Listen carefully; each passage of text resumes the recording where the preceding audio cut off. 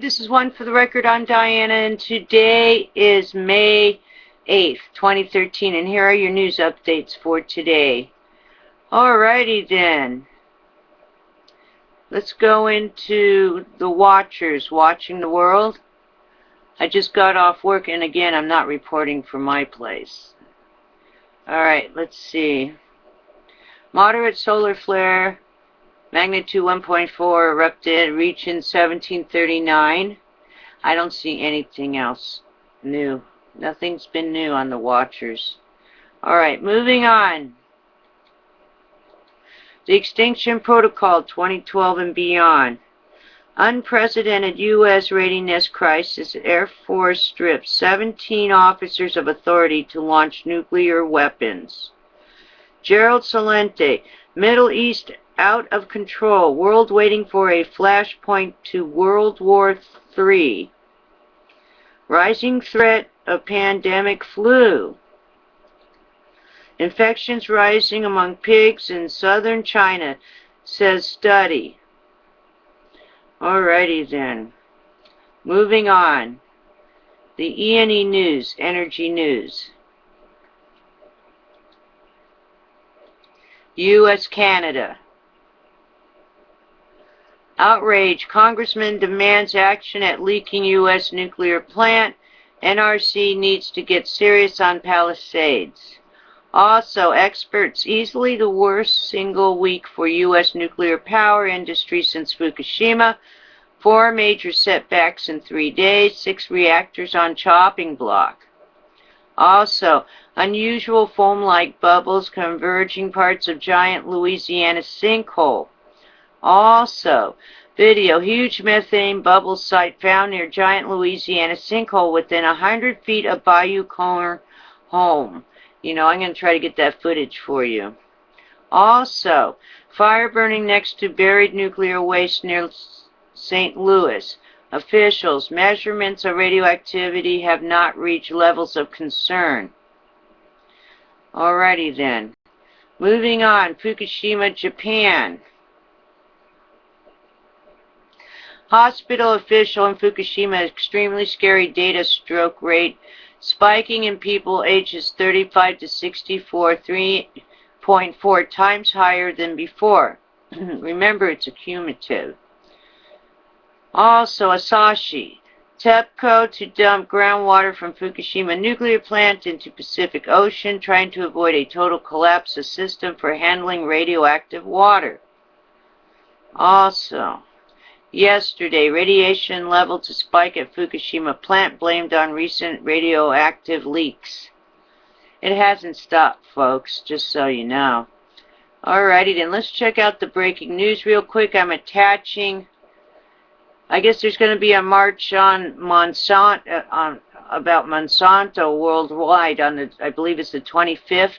Now, if you go into my attributes, you should be able to see where it is, because in the video I'm attaching, they didn't put a link.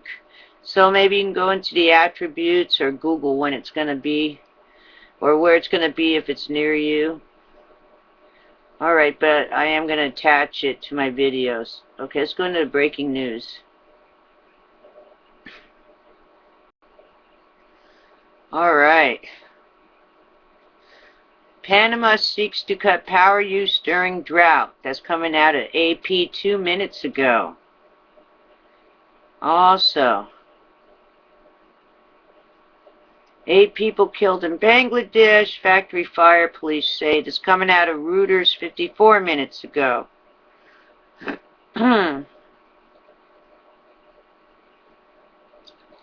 Spring fire in Ventura County, California covers 24,251 acres and is still 96% contained.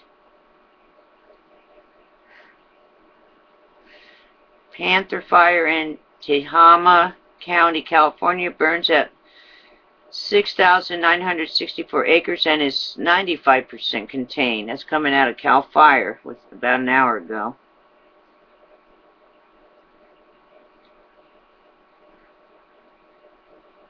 Alright, that's all I see for right now coming out of the news.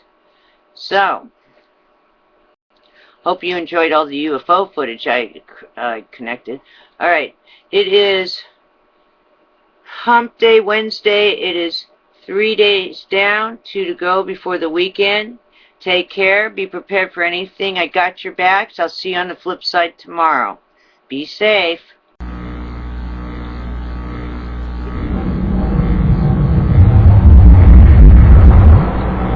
The Pacific Northwest is full of mysteries, from Bigfoot to ghost stories and, of course, the disappearance of D.B. Cooper. Another mystery buried deep in the hills of eastern Washington keeps resurfacing. A bottomless pit said to be a pathway to the paranormal.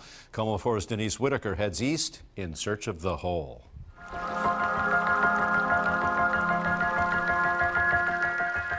Ellensburg and its surrounding valleys and Menashtash Ridge are beautiful in any season. But some believe what lies beneath is a deep, dark hole with supernatural powers. One of the only people alive ever known to have seen this mysterious hole took me as far as he could, or would. Honey, don't go up that damn driveway. I want to see if there's tracks up here. I'm just curious. You're out of your tree going up there. Red Elk, a Native American shaman or medicine man, tells me his dad first showed him the hole in 1961. He said, this is an endless hole. He says he's been back many times and that strange things happen every time he goes near it. And people get it confused with what I call the devil's hole. Many locals claim to know about the hole, but it didn't really become a phenomenon until 1997, when Mel Waters went on the Coast to Coast radio show with Art Bell. As usual, I brought the dogs with me. They wouldn't go anywhere near the damn thing. Waters said the hole had a 3-foot stone wall around it. It seemed bottomless to him, so he used an old shark fisherman's trick, sending thousands of feet of fishing line down. What I did is I sent down a roll of lifesavers. Lifesavers? Yeah, so when it hits the water, the lifesavers will dissolve. But the lifesavers came back up whole, no water. So how deep was this hole?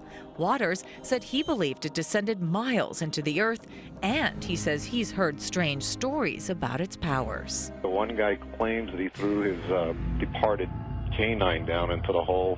He swears the dog actually came back to him. When Mel went public, that's when the trouble began. But why? Now I'm going public on this.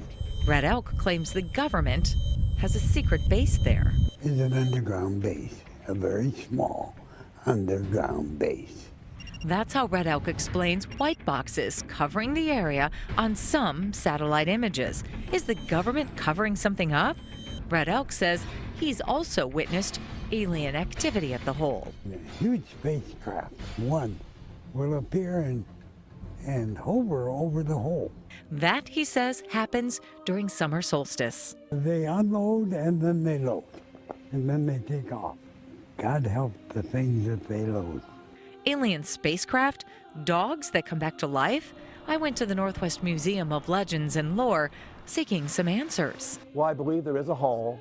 But Philip Lipson's never seen the hole, even though he's led expeditions to find it. Well, I think it's actually a true event, just something that's never really been totally uncovered.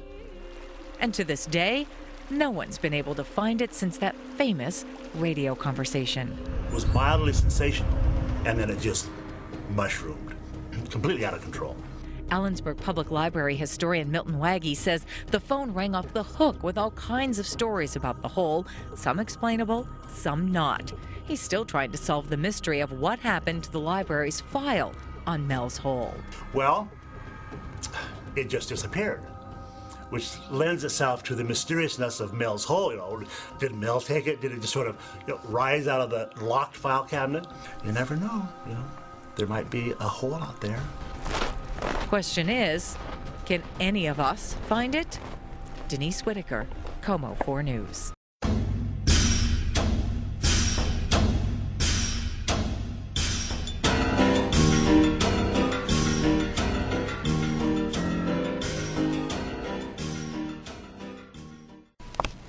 Hey friends, this is the Mrs. Wolfie from our Half Acre Homestead.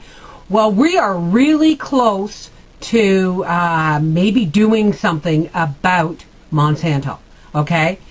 May 25th, it is a Saturday, is the worldwide March Against Monsanto.